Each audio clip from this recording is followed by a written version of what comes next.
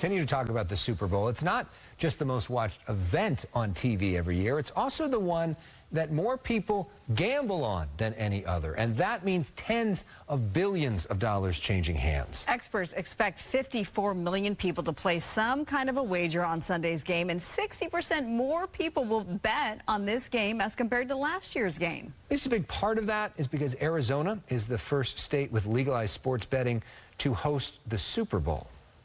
This is the first time where, as a patron, you can attend in person a physical sports book on the day of the game. The in-person access just adds a new dimension to the sports betting experience.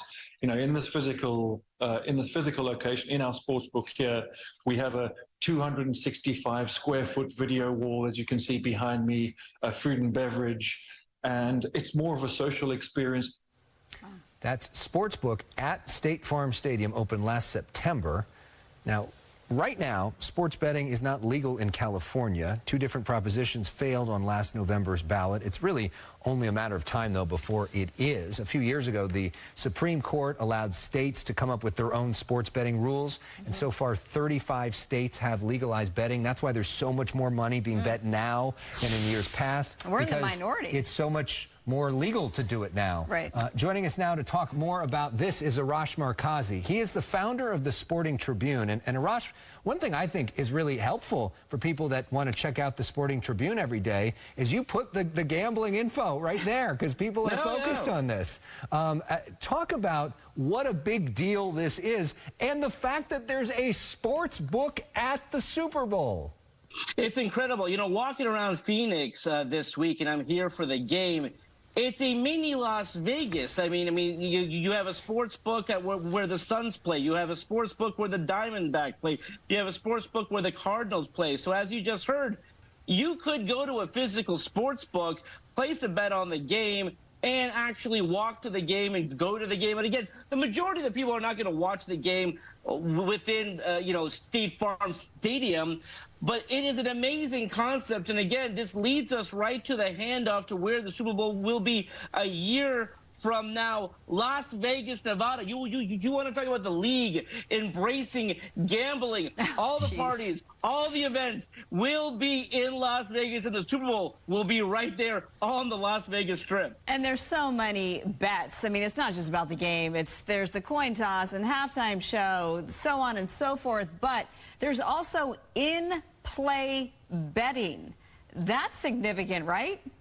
100%. I mean, the fact that you can place a bet during a game is a game changer. And I've been to Vegas, and as you know, the Sporting Tribune, we cover sports in Las Vegas as well. This is the most fascinating thing. There will be a pregame line. Right now, you could place a bet on the game. That line will change during the course of the game. But as you mentioned, Marla, the beauty of this game, for years and years and years, if you didn't care who was playing, you went to your friend's house just to watch the game. You could bet on how long, God Bless America, the national anthem, the halftime show. You can bet on the color of the Gatorade that will be poured on the head coach of the team that wins the game. There's just about everything. And sports betting, especially since the Supreme Court decision, has really changed sports. Tonight on our show, The Issue Is, I sit down with Bob Costas, and I asked him about what impact sports betting will have on the long run of sports. Here's some of what he said. I think it changes over time. It'll change the relationship between fans and the teams they follow. It becomes more transactional and less sentimental. But I don't know what you can do to stop it. Yeah. And even though every sports league and its commissioners testified in the relatively recent past before Congress that no, we don't want any legalized gambling, it'll be the death of sports as we know it. As soon as it became legal, they jumped right on board because, you know, the money train was just too much to ignore. And we'll have more with Bob tonight at 10:30 on The Issue Is. Arash, your thoughts on that, sort of the big picture issues at play here? Listen, I think the majority of the people who gamble right now, and by the way, there's going to be a lot of talk right this week that this will be the highest handle, legal handle. Important to note that legal handle. There will be probably more of an illegal handle. Why is that the case? It is still illegal to bet on sports in California, in Texas, in Florida. When that happens, then now we're going to be seeing a handle of 30 million on this game, 50 million on this game. The fact of the matter is this. You could hop on a Southwest flight, or you choose how you want to fly there. 39 minutes, wheels up, wheels down, Los Angeles to Las Vegas. If you do the drive right, you could get there pretty quickly. And by the way, you can make an illegal wager, and we all do that. So this idea, and I saw all this campaign, that your smartphone is now a gambling device. If you want to gamble on the game on Sunday, I promise you, you will find a way.